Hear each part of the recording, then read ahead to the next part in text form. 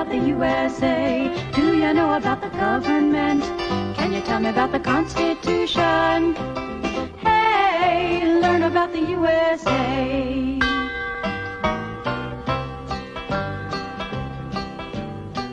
In 1787, I'm told our founding fathers did agree to write a list of principles for keeping people free. The USA was just starting out, a whole brand new country, and so our people spelled it out, the things that we should be. And they put those principles down on paper and called it the Constitution. And it's been helping us run our country ever since then. The first part of the Constitution is called the Preamble and tells what those founding fathers set out to do. We the people, in order to form a more perfect union, establish justice, ensure domestic tranquility, provide for the common defense, promote the general welfare, and secure the blessings of liberty to ourselves and our posterity. Do ordain and establish this Constitution for the United States of America. In 1787, I'm told our founding fathers all sat down and wrote a list of principles that's known the world around. The USA was just starting out, a whole brand new country, and so our people spelled it out. They wanted a land of liberty, and the preamble goes like this. We the people, in order to form a more perfect union, establish justice, ensure domestic tranquility, provide for the common defense, promote the general welfare, and secure the blessings of liberty to ourselves and our posterity. Do ordain and establish this Constitution for the United States of America, for the United States of America.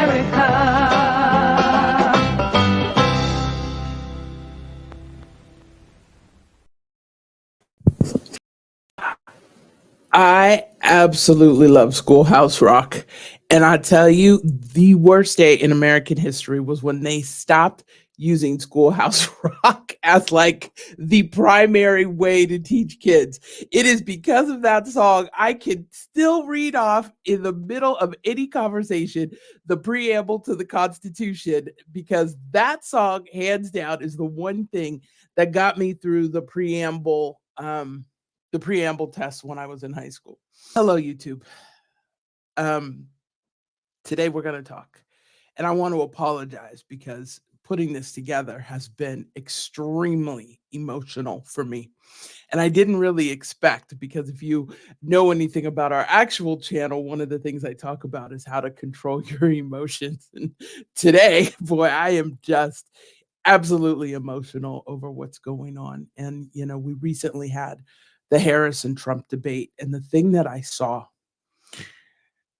first off, I want to make something very clear. I have no attachment to debates one way or another, but the thing that I saw was the tremendous number of lies that Donald Trump said throughout the entire experience.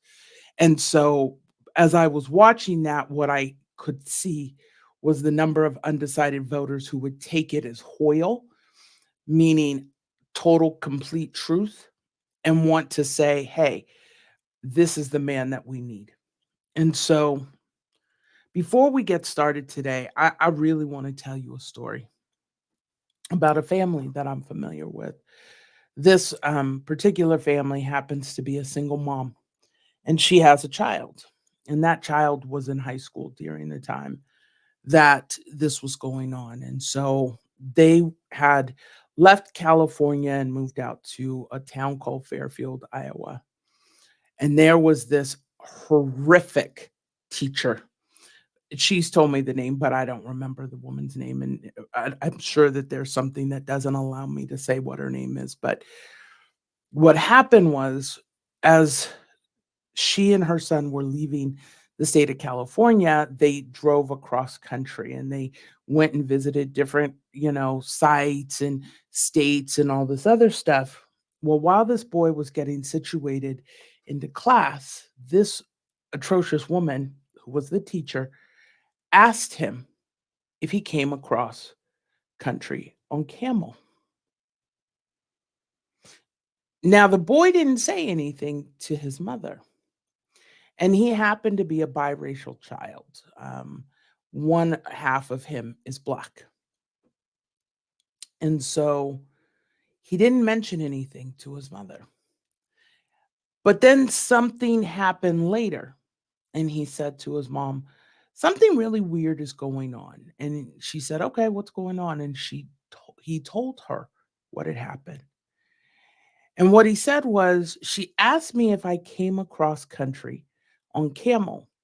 What I thought was interesting was the mom's reaction. She said, "Did it have something to do with a math problem? Like, was she using it to measure distance between time if you were to travel across country on a camel versus a car? Like, what was the context under which this was done?" And his response was, "No, it had nothing to do with that."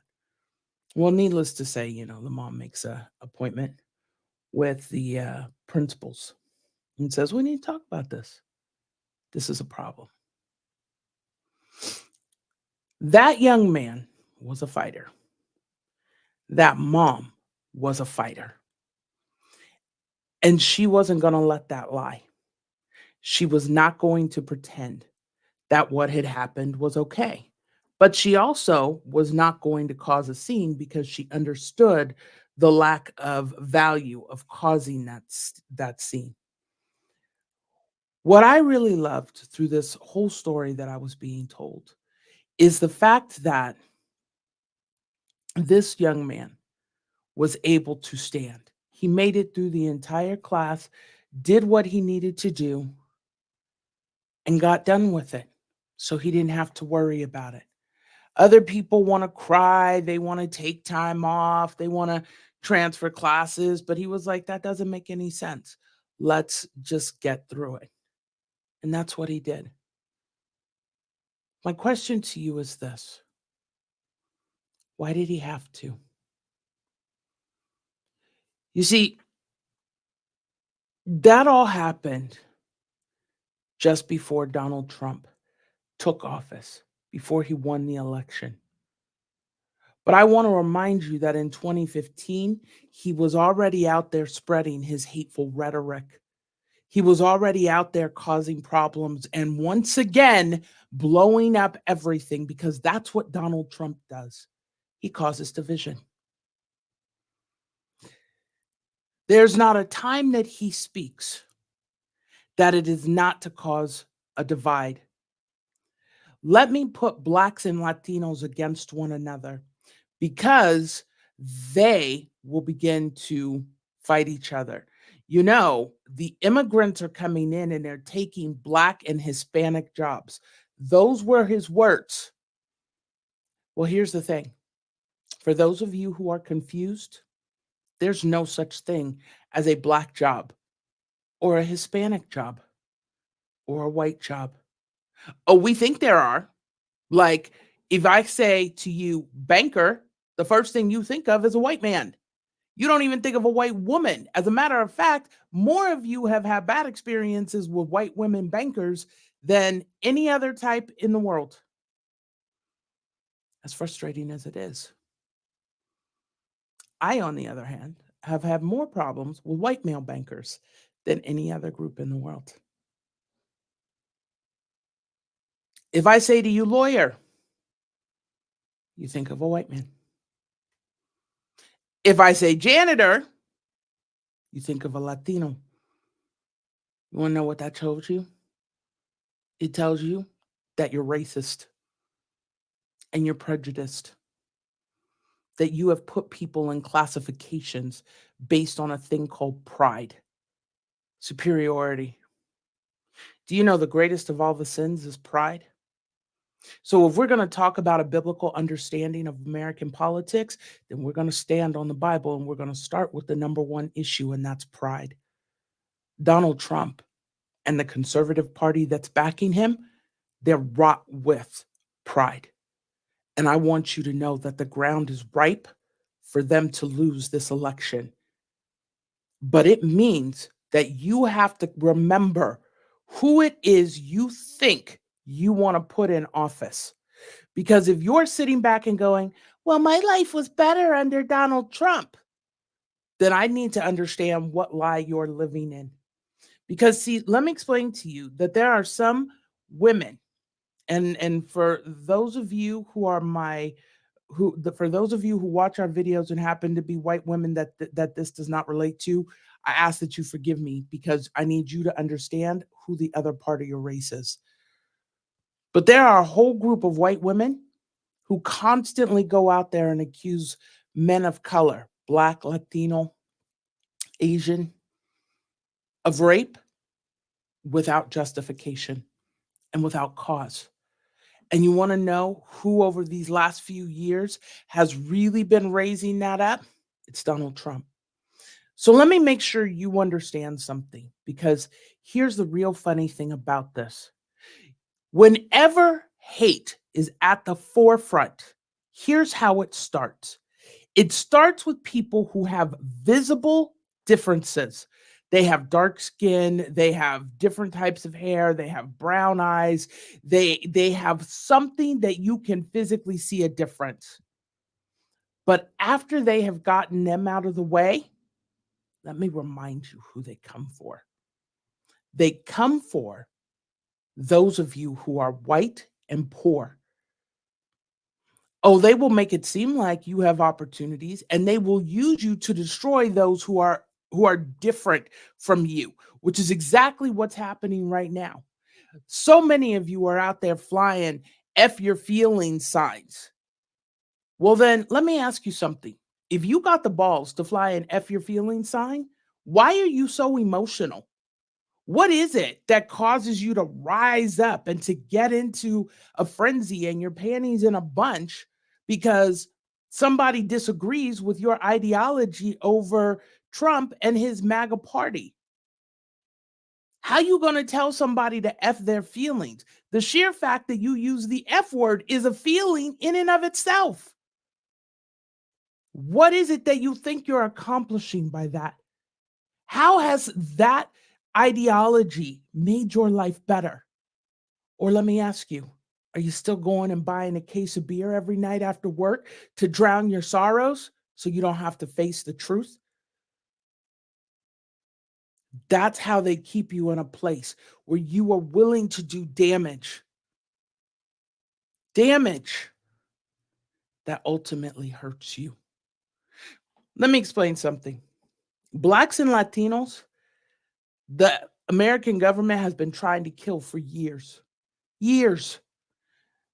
They couldn't get us with making us 3/5 of a person. They couldn't get us with the civil rights movement. They couldn't get us with drugs. They couldn't kill us all through what's that called? Police brutality. So now they're working on a greater level of division. And interestingly enough, that is starting to happen. I recently took a trip back in June to Arizona, and the number of Black men I heard talk against Kamala Harris or in support of Donald Trump made me sick to my stomach. I remember the days when Black men would have been like, oh no, Donald Trump, absolutely not. They did not see him as a man's man. They were very clear who he was. Very clear. So what happened to you? What changed? Did you forget about the exonerated five or the Central Park Five, as they used to call them? Those are your children that they put out there. If you haven't had a chance to go see the movie of the Central Park Five, go check it out. Look at the number of men who stood up and told their children to go ahead and say they were guilty so that it didn't cost them something, because the New York Police Department threatened them. You see, as long as you don't remember your history, you're going to keep supporting people like MAGA. And the reason is your own self-hatred. It's not because they offer you anything. No, Black people didn't have better opportunities under Trump. As a matter of fact, their opportunities were significantly worse under Trump. The people who benefited were those who make $200 an hour or more. And unless you fall in that category, tell me again why you're listening to these people. Josh Hawley doesn't care about anybody, yet Missouri, the show me state, has no desire to believe what he shows them. Your show me representative pulled up his little skirt and ran through the Capitol building on January 6th, but has the gall to sit back and act like what? He was, I'm pro, I support. Really? Is this who we are? Because this isn't the America that I know. The America that I know pulls together. We're that family who is we're discombobulated every other time of the year. But when trouble hits or trouble comes knocking at our door, we all pull together and we go and we fight the common enemy. Right now, that common enemy is inside of our borders. And what? We're going to divide?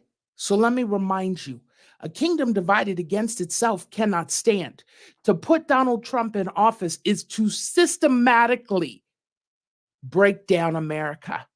It will make us the smallest, most insignificant country in the world. And you don't have to believe me. Put him in office and watch what happens. I don't have to tell you anything. You will watch it happen right before your eyes. So, I want to remind you of what it looked like under Donald Trump. And so what we have done this morning is we put together a series of paragraphs from a couple of articles. One of those articles we will make sure is in the description for you to watch. And I want you to remember this. Anna, let's bring up those articles, please. Trump's record on police brutality and peaceful protest making the problem worse. This is a man who encouraged police brutality. Stop and frisk.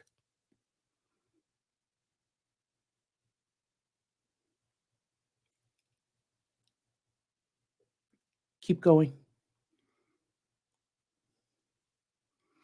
Violence against protesters. Colin Kaepernick and the football players who took a knee because they were tired of one group of people getting attacked by police.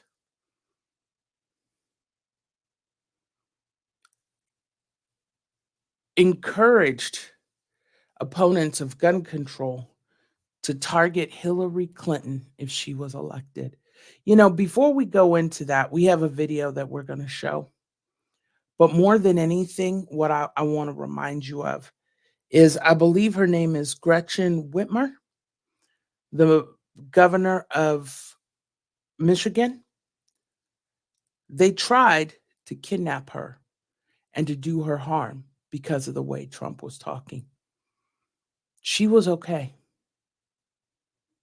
But let me remind you that Paul Pelosi was not. Anna, let's bring up that video. Body cam footage of the vicious attack on Nancy Pelosi's husband, Paul, from last October. When officers get there, Paul Pelosi, dressed in boxers and a pajama top, is in a desperate fight to get a hammer out of the hands of the suspect, 42-year-old David DePath. Drop the hammer. Nope. Hey. What is going on right now? Suddenly, DePape violently strikes Pelosi on the head.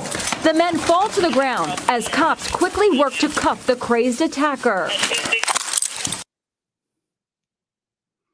You know, the first question I have about that video? Were the cops who showed up at the door Trump supporters? Because if the guy with the hammer had been a black man, they would have just shot him. But you asked what's going on here while a man in his boxers and nightshirt is holding a hammer from a guy who's trying to bash him, and then you wait for him to get away and to bash the man. You know, we can argue that point till the day the cows come home. I don't really care enough about the police, especially not in San Francisco, because most of them are corrupt. I don't really care enough about the police in San Francisco to have that conversation. But what I do care about is this. Do you know that Nancy and Paul Pelosi have been married for 61 years? She was approximately 23 years old when she married her husband. Those two, Nancy and Paul, have lived together with each other longer than they ever lived without each other. And on one night, because of the psychosis and the craziness that Donald Trump spews, a man walked into their house and attempted to destroy their family. I don't really care what you think about Nancy Pelosi's politics. That man is her life. That woman is his life. And I promise you, as he laid on that floor in agonizing pain, the one thing he worried about is what is going to happen to my wife.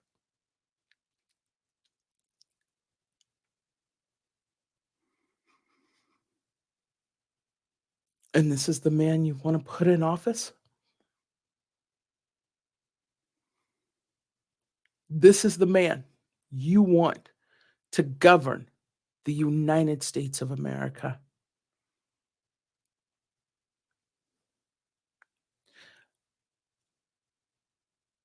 Our country is not perfect. But what we are is tough. We are not cowards, and we never have been. And truthfully, we really weren't bullies. Like, to a lot of people, it seemed like we were. We were just very confident in who we were as people. Americans always rate the highest in confidence. Like, we truly believe that we can conquer and accomplish all things. It doesn't matter what background you come from, what person you are, who your parents were. We will do some crazy stuff. And while that has cost some other countries some major, major things, like Hiroshima comes to mind, we were never bullies. As a matter of fact, we stood up against the bullies. And so here we are looking at a bully wanting to be in the office. So I'm going to share this with you again. I would like to remind you that the Supreme Court came up with a determination that if Donald Trump got into office, he was not going to be liable for all the things that he did. And that he would not be punishable for anything that he does as president. Let me tell you the problem with that. A man who had no feeling over Nancy Pelosi's husband being attacked. If I recall correctly, he said something crass. I don't want to misquote him, so I'm not going to even attempt to bring it back. Through that debate last night, over and over again, lie after lie was told. Vladimir Putin listens to me. Vladimir Putin is a dictator who doesn't listen to anybody. He is not afraid of Trump. He is never going to be afraid of Trump. As a matter of fact, he had no problem showing a show of force when Trump first got elected and nodding his jets. Now that's a man who's trying to make a statement. As long as you got my back, I got yours.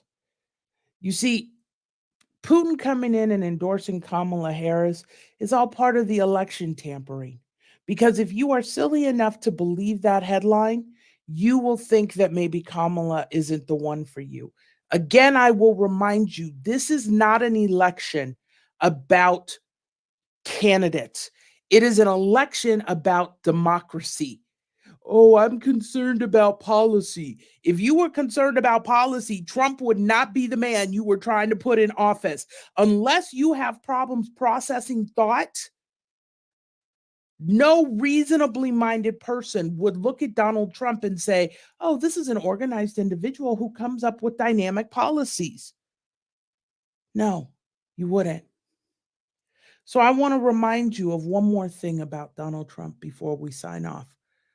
Because we used to see this on the television, on YouTube, on streaming nightly. Anna, let's bring up that last video. What stood out to you? Jake, what stood out was that this was a staggeringly dishonest debate performance from former President Trump. Just lie after lie on subject after subject. By my preliminary... Every single day, that was what we saw when Trump was president. When Trump was 45, that was what we saw every day. And I don't know about you, but Trevor Noah is not on the Daily Show anymore. I know I can't do another 4 years. Oh, by the way, if he gets in this time, it won't be another 4 years. They will keep him in office until he dies, at which case J.D. Vance will then take over. J.D. Vance, who's the one who's out there spreading this ridiculousness about, oh, the immigrants are eating your pets. Are you kidding me right now? So let me help you understand why he does that. Because it's another form of fear. If they can keep you in fear, they can control you. You know, I can promise you that Nancy Pelosi is not sitting back thinking we need to have Donald Trump in office.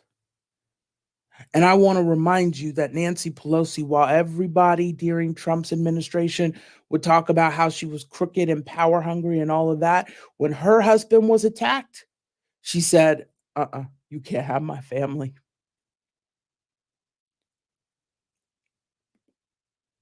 Is this the kind of man you want? I'd like to remind you about the increase in police violence. I'd like to remind you of how Trump, like we did in the articles, stood up and said, oh, don't be too nice.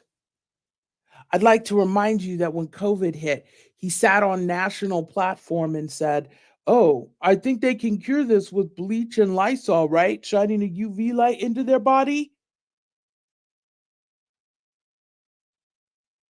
Is this the man that you're trying to have in there? You know, I want to understand, are you really thinking about what it is that this man is going to take from you? Because if you don't catch it, if you don't pay attention, you will vote the wrong way. This election, there's only one way we vote, and that's blue. And it's not because we have some undying love for the decisions of Democrats. It's because we love America and we love the democracy and we love the freedom to choose what we do with our life.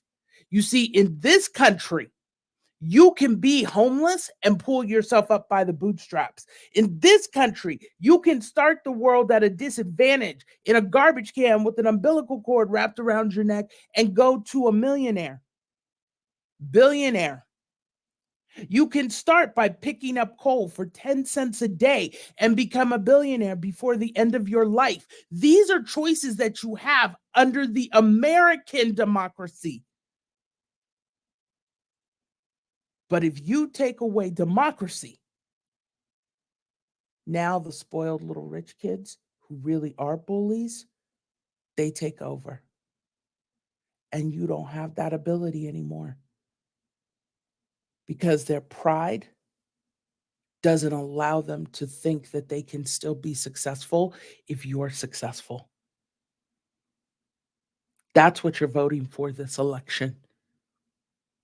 You're voting for a choice. One candidate will give you a choice. The other candidate won't. And if you can't see that Donald Trump takes away every choice that we have, that the MAGA group takes away all of our choices, the only person you're fooling is yourself. So, we will see you next time.